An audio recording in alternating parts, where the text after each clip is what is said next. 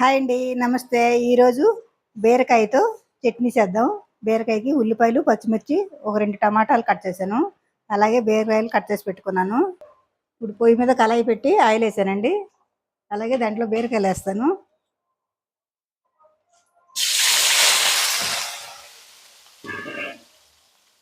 అలాగే దానికి సరిపడా పచ్చిమిర్చి కూడా వేస్తున్నాను.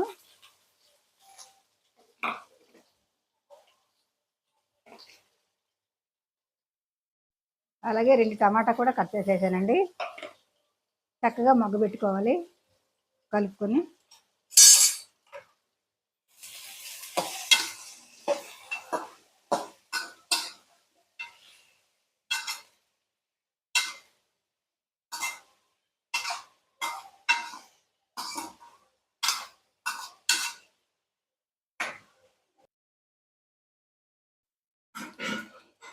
బీరకాయలు బాగా మగ్గాయండి. చక్కగా కలుపుకొని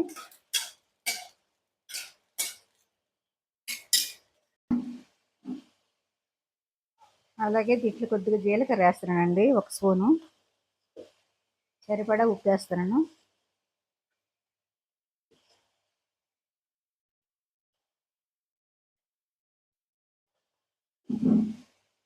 ఒక 1/2 స్పూన్ పసుపు వేస్తున్నానండి.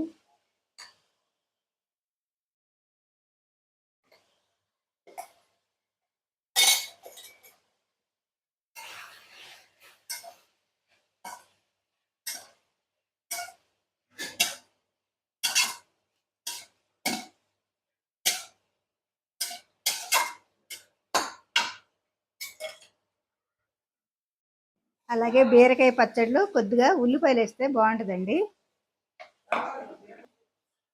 అలాగే నానబెట్టుకుని చింతపండు చక్కగా కలుపుకొని, ఉల్లిపాయ, ఒక ఎల్లుల్లిపాయ వేసి, చింతపండు అన్నీ వేసి బాగా మగ్గబెట్టుకొని మిక్సీ వేసుకుని పోపెట్టుకుంటే బీరకాయ చట్నీ సూపర్గా ఉంటుందండి.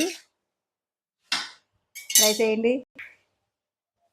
అలాగే శనగలపాయ కూడా వేస్తున్నానండి, 2 రెబ్బలు, అంటే ఒక పాయ వేస్తున్నాను. చక్కగా కలుపుకోవాలి, మూత పెట్టుకుంటే మగ్గిపోద్ది. చల్లగా అయిన తర్వాత మిక్సీ వేద్దాం. భలేగా ఉంటుందండి, చేయండి. బీరకాయ మిక్సీలో గిన్నెలో వేసుకున్నాండి. ఇప్పుడు మిక్సీ పడతాను. బీరకాయ మిక్సీ పెట్టానండి. ఇప్పుడు ఈ గిన్నెలో వేస్తాను.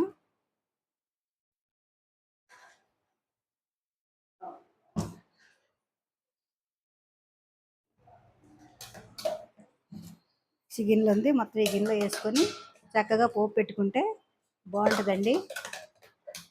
పోపు పెడతాను. బీరకాయ పచ్చడి కోసం పోపు పెడుతున్నానండి.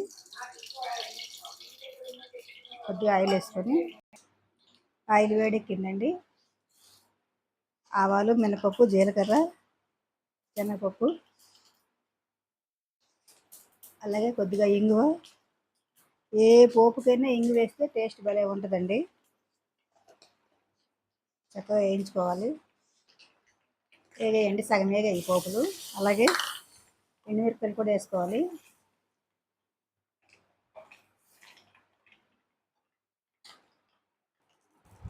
పోపులు వేగాయి. ఇదిగో బీరకాయ చట్నీలు పోపు వేస్తున్నానండి. అంతే, బీరకాయ చట్నీ మీరు ట్రై చేయండి. ఉల్లిపాయ, ఎల్లుల్లిపాయ వేసి, జీలకర్ర వేసి, బీరకాయ, ఒక 2 టమాటా వేసి బాగా మగ్గబెట్టుకుంటే, చక్కగా పోపు వేసుకుంటే ఎంగి వేసి భలే ఉంటుందండి. చూడండి, దేనికైనా కూరల్లోకి, సాంబార్లోకి కావాలని జీలకర్ర, ధనియాలు వేయించి పెట్టుకున్నాను. అంతేనండి, బీరకాయ చట్నీ రెడీ.